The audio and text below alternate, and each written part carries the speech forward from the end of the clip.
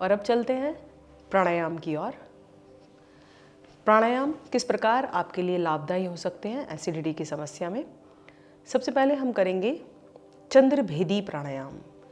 जैसे कि आप जानते हैं कि यह पित्त का रोग है, अर्थात हमारे शरीर में अग्नि तत्व जब बढ़ जाता है तब हमारे शरीर में पित्त अर्थात एसिडिटी अम्ल की क्रिया अम्ल पित्त बढ़ जाता है।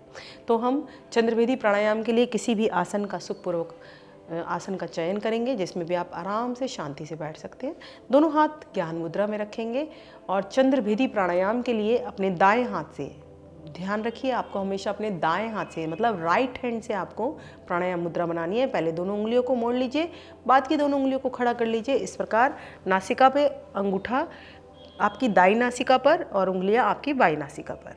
तो चंद्रभेदी प्राणायाम के लिए आपको क्या करना होता है, लेफ्ट नोस्ट्रिल। लेकिन आप पहले एक बात का ध्यान रखिए, जिनको अस्थमा की प्रॉब्लम है, जिनको सर्दी खांसी जुकाम की समस्या है, वह चंद्रभेदी प्राणायाम का अभ्यास नहीं करेंगे। वे केवल अनुलोम विलोम प्राणायाम का अभ्यास करेंगे, क्योंकि हम अपने शरीर में शीतलता ला रहे हैं। चंद्रभेदी अर्थात चंद्रमा जो शीतलता का प्रतीक है, चंद्रभेदी प्राणायाम करके हम अपने शरीर के अंदर शीतलता को बढ़ा रहे हैं। यदि आप पहले से ही सर्दी खांसी जुकाम से पीड़ित हैं तो और फिर अपने शरीर में ठंडक बढ़ाएंगे तो यह प्राणायाम आपके लिए लाभकारी नहीं होगा। तो इसलिए विशेष ध्यान रखें कि जिनको अस्थमा की समस्या है, सर्दी खांसी जुकाम है, वह इस प्राणायाम का प्रयोग ना करें। तो चलिए चंद्रभेदी प्राणायाम करते हैं। एसिडिटी में यह प्राणायाम रामबाण है। बाईं ओर से अब आपको श्वास भरना है, अधिकतम श्वास भरें।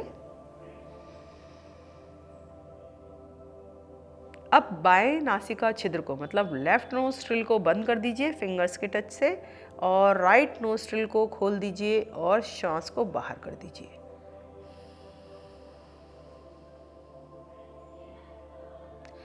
फिर जब आपने श्वास बाहर किया तो उसे दोबारा से बंद कर दीजिए अंगूठे से और फिर उंगलियों को स्पर्श हटाएं। फिर से सांस भरें, उंगलियों का स्पर्श से फिर से नाक बंद करें, दूसरी ओर से सांस बाहर करें। मतलब आपको लेफ्ट से ब्रीद इन करना है, राइट से ब्रीद आउट करना है। बस यही आवृत्तियां बार बार दोहरानी है। लेफ्ट से ब्रीद इन, राइट से breathe out, in out, in out. तो करते हैं, कम से कम 5 आवृत्तियां दोहराएंगे हम। श्वास भरिए,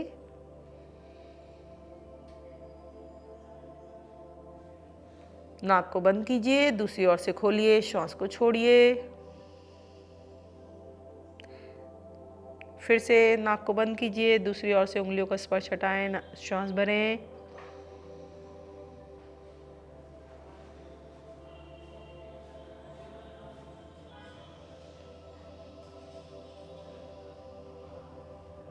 दोहराते जाएं। जितना श्वास भर रहे हैं उससे ज़्यादा मात्रा में आपको श्वास बाहर निकालना है।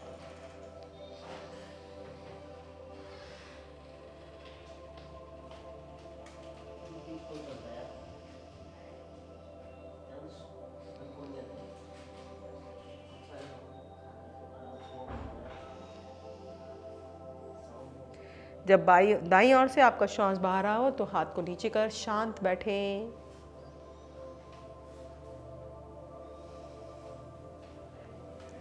तो चलते हैं अगले प्राणायाम की ओर। अगला प्राणायाम है शीतली प्राणायाम। शीतली प्राणायाम के लिए क्या करना है आपको, इसी तरह से दोनों हाथ घुटनों पर रखना है, इसी अवस्था में बैठे। अब घूट घूट करके आपको श्वास पीना है। जैसे आप पानी पीते हैं ऐसे घूट घूट करके, ऐसे ही आपको श्वास को कैसे मुंह को गोल करके, होठों को गोल करके ऐसे,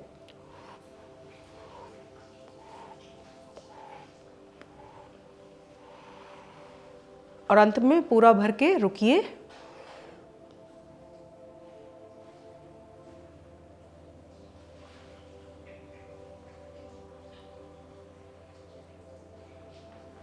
गर्दन को सीधा कीजिए और नाक से श्वास को बाहर कर दीजिए। इस तरह आपको शीतली प्राणायाम करना है। कैसे, पहले मुंह से थोड़ा थोड़ा थोड़ा थोड़ा श्वास भरते जाइए,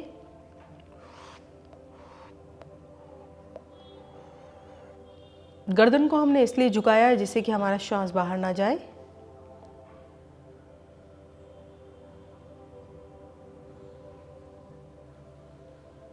अब श्वास को नाक से बाहर छोड़ दीजिए, गर्दन को सीधा कीजिए, नाक से श्वास को बाहर।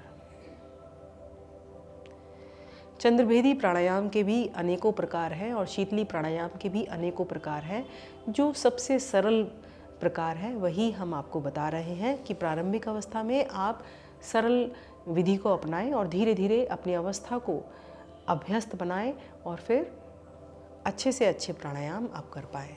तो शीतली प्राणायाम इस प्रकार कि धीरे धीरे घुट घुट कर श्वास भरें,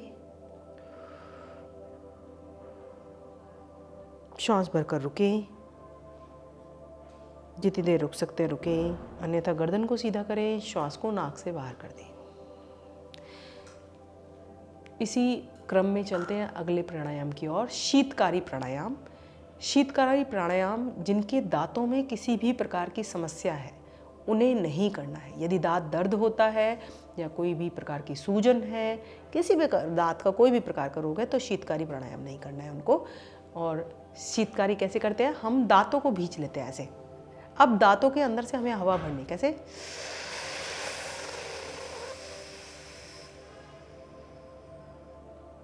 मुंह को बंद करके रुकिए और नाक से सांस को बाहर कर दीजिए।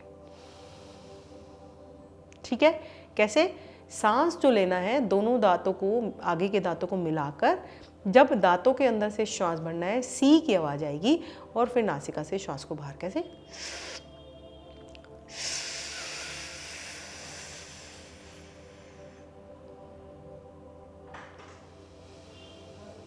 दो बार और दोहराएंगे। जीभ को आपको अपने दांतों पर नहीं लगाना है, जीभ को पीछे रखना है, नहीं तो सांस अंदर नहीं जाएगा। देखिए कैसे, जीभ को पीछे रखिए, दांतों को मिलाइए,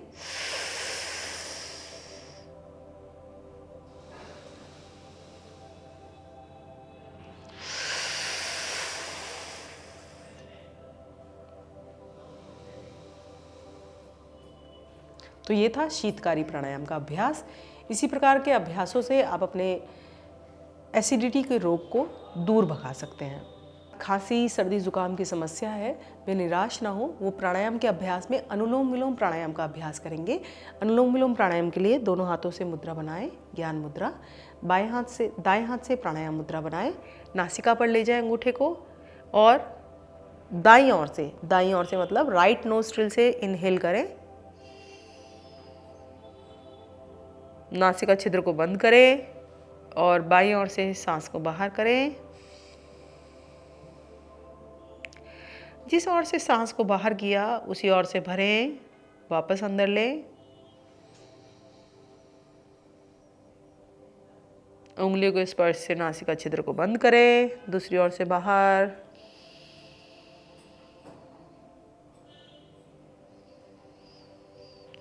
जहां से श्वास बाहर किया वहीं से भीतर। भीतर करने के बाद अंगूठे के स्पर्श से नाक को बंद करें, दूसरी ओर से बाहर करें। 2-4 आवृत्ति दोहराते हैं अनुलोम विलोम प्राणायाम की, कीजिए मेरे साथ। लेफ्ट नोस्ट्रिल ब्रीद इन, उंगलियों के स्पर्श से बंद किया नाक के छेद को, अंगूठे को हटाया, राइट नोस्ट्रिल ब्रीद आउट,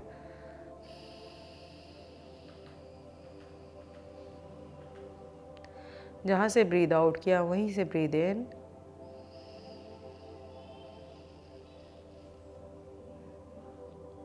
नाक के छेद को बंद किया, दूसरी ओर से खोला, ब्रीद आउट,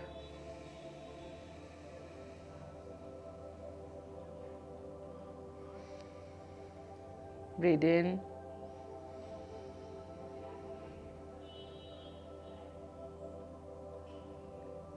अब दूसरी ओर से श्वास को बाहर किया।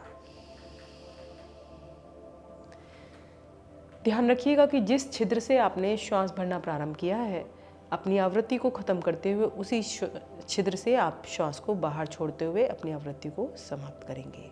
तो कुछ मुख्य विशेष मुख्य क्रियाएं हैं जो हमें एसिडिटी से लाभ देती है, जिसमें हम चलते हैं पहले बंद की ओर। बंद अर्थात जब हम अपने श्वास को जहाँ है वहीं रोक देते हैं या फिर श्वास को बाहर लगाकर अपने शरीर की वायु को रोक देते हैं तो उन्हें बंध बोलते हैं। तो कैसे, जैसे हम किसी नदी पर बंध लगाते हैं, पानी नीचे गिरने से हम उसे रोक लेते हैं, उसी प्रकार हम अपने शरीर में बंध लगाते हैं। तो हम लगाएंगे मूल बंध, उड्डयन बंध और जालंधर बंध। उसको हम सीखेंगे। उसके लिए यदि आप पद्मासन लगा सकते हैं तो अति उत्तम। पद्मासन लगा लें। पद्मासन लगाकर आपको दोनों हाथ घुटनों पर रखने हैं और मूल बंध सबसे पहले हम लगाएंगे। मूल बंध में क्या करना है, आपके शरीर का मूल अर्थात आधार, आपके निष्कासन अंग, उनको आपको संकुचित करना है, स्क्वीज करना है। ठीक है, देसी भाषा में भींचना है उनको। तो श्वास भरिए, छोड़िए और अब अपने शरीर के निष्कासन अंगों को भींच लीजिए। मूल बंध लग गया। ऊपर की तरफ उठाइए और स्क्वीज कर लीजिए उनको। लोअर एब्डोमेन भी आपका प्रभाव में आता है, कोई बात नहीं। खोलिए धीरे धीरे। अब हम दूसरा बंध लगाएंगे, उड्डयन बंध। ठीक है, उड्डयन बंध कैसे लगाना है, श्वास भरिए, श्वास को बाहर करिए और नाभि को अंदर खींच लीजिए, पूरा अंदर की तरफ खींच लीजिए। जैसा आप कभी कभी फोटो खिंचाने के लिए करते हैं, अपने पेट को अंदर खींच लेते हैं, उसी तरह पेट को अंदर खींच लीजिए। अब रुक जाइए। इसको हम कहते हैं उड्डयन बंध। ठीक है, धीरे धीरे ढीला छोड़िए, सांस भरिए और छोड़िए। अब तीसरा बंध हम लगाएंगे जालंधर बंध। जालंधर बंध अर्थात गर्दन को श्वास भरिए और छोड़िए और गर्दन को झुका लेते हैं तो ना तो श्वास अंदर जाता है ना बाहर आता है। तो अब हम तीनों बंध एक साथ लगाएंगे। ठीक है, श्वास भरिए, श्वास को बाहर करिए। अब लगाइए मूल बंध, आपके निष्कासन अंगों को संकुचन, उड्डयन बंध, नाभि को अंदर खींचना, जालंधर बंध, गर्दन को पूरा झुका लेना। अब आप श्वास को बाहर करके तीनों बंध लगा रहे हैं तो ध्यान रखिए हृदय रोगी या दमा के रोगी नहीं लगाएंगे और आप लोग भी, आप सब अपने सामर्थ्य के अनुसार ही लगाएंगे, अर्थात जितनी देर रुक सकते हैं उतना ही रुकेंगे श्वास को बाहर करके। धीरे धीरे पहले गर्दन को सीधा कीजिए, पेट को ढीला छोड़िए और निष्कासन अंगों को ढीला छोड़ दीजिए। जब हम बंध लगाते हैं तो जब लगाने लगते हैं तो नीचे से ऊपर की ओर, पहले नंबर पर मूल बंध, दूसरा उड्डयन बंध, तीसरा जालंधर बंध। लेकिन जब हम बंध खोलते हैं तो ऊपर से नीचे की ओर जाते हैं, पहले जालंधर बंध, फिर उड्डयन बंध और फिर मूल बंध खोलते हैं। इसी तरह जब हमने श्वास खाली करके लगाया है, इसी तरह हम भर कर भी लगाते हैं। श्वास को भर कर लगाएंगे, भरिए श्वास। अब मूल बंध लगाइए, उड्डयन बंध थोड़ा कम लगता है, कोई बात नहीं, लेकिन लगता है। और गर्दन को झुकाइए, जालंधर बंध लग गया।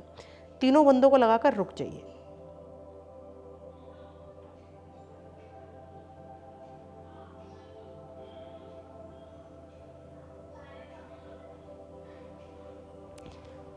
अपने सामर्थ्य के अनुसार रुकेंगे, धीरे धीरे आएंगे वापस। गर्दन को सीधा कीजिए, पेट को ढीला छोड़िए, निष्कासन अंगों को ढीला छोड़ दीजिए, श्वास को बाहर करिए, रिलैक्स। तो ये था बंधों का अभ्यास। बंधों का अभ्यास भी विशेष लाभ पहुंचाता है आपको पाचन से संबंधित किसी भी रोग में। अगला हम बताना चाहेंगे आपको कुंजल क्रिया, वमन क्रिया भी बोलते हैं, जिसको हम लेते हैं शुद्धि क्रियाओं के अंदर।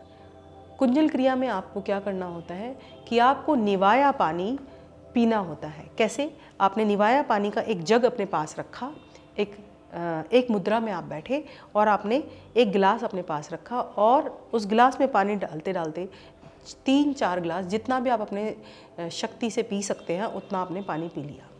उस पानी को जब आप पीते हैं तो धीरे से बैठकर आपको पीना होता है एक पर्टिकुलर स्टेट में, पोजीशन में।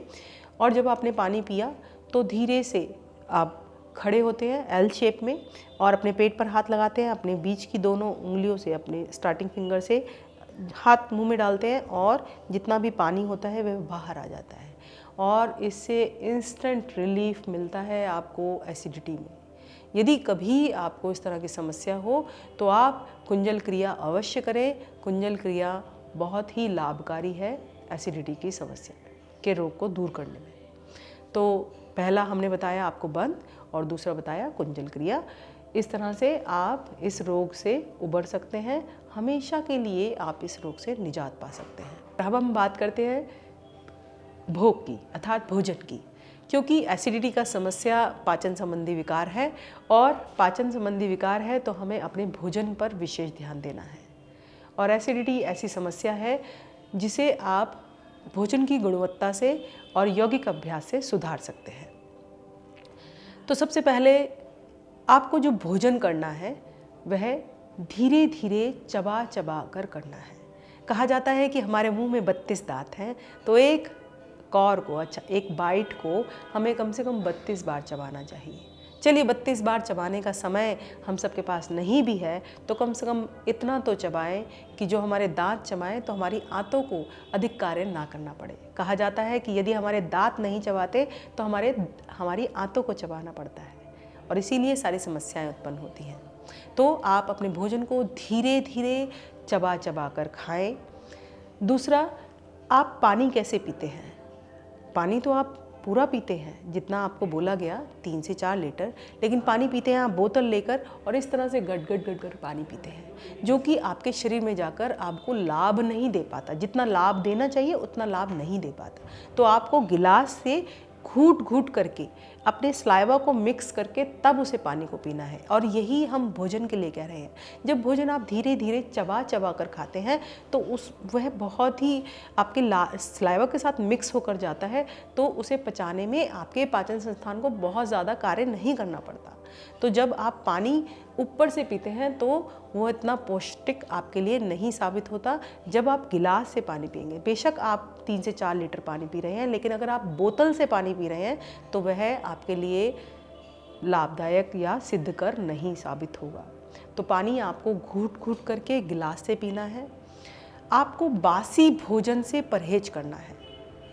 बासी भोजन आपको नहीं खाना है। एसिडिटी का एक मूल कारण बासी भोजन भी है। आपने 3 दिन 4 दिन रखा हुआ पुराना भोजन किया तो वह आपके शरीर में जाकर एसिडिटी उत्पन्न कर देता है।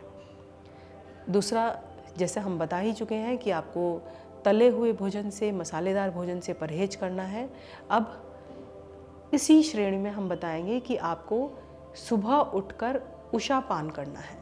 सुबह उठकर उषापान क्या होता है? जब आप हल्का निवाया पानी 1 गिलास या 2 गिलास अपनी क्षमता के अनुसार आप पीते हैं, तब आपको इस तरह की किसी भी समस्या का पूरे दिन में सामना नहीं करना पड़ेगा।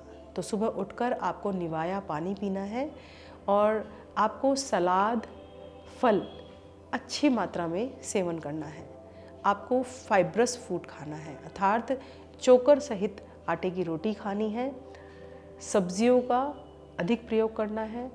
आपको सूप पीने हैं। आप अपने भोजन में इस तरह से दिनचर्या को अपनाएं कि यदि आपने एक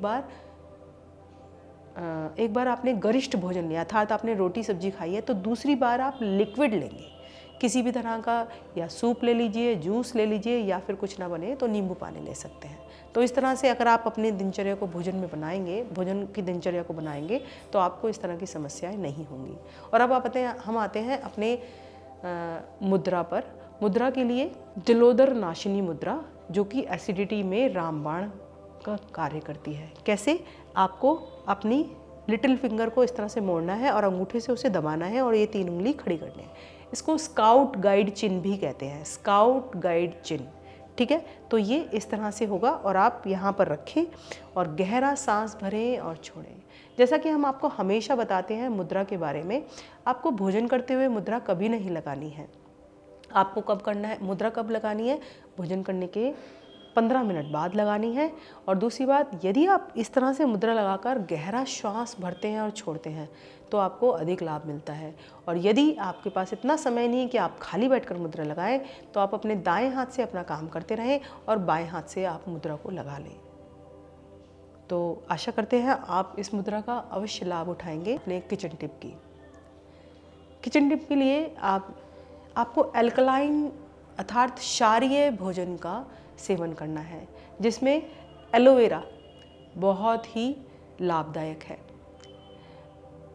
यदि आपके पास एलोवेरा जूस बाज़ार से उपलब्ध नहीं है तो आपके जो घर में उगा हुआ एलोवेरा है उसको आप 1 पौरवे से या 1.5 पौरवे जितना 1-1.5 इंच का टुकड़ा काट लीजिए, उसे अच्छे से साफ़ कीजिए, उसका गूदा निकालिए और उसको चबा चबा कर खाइए।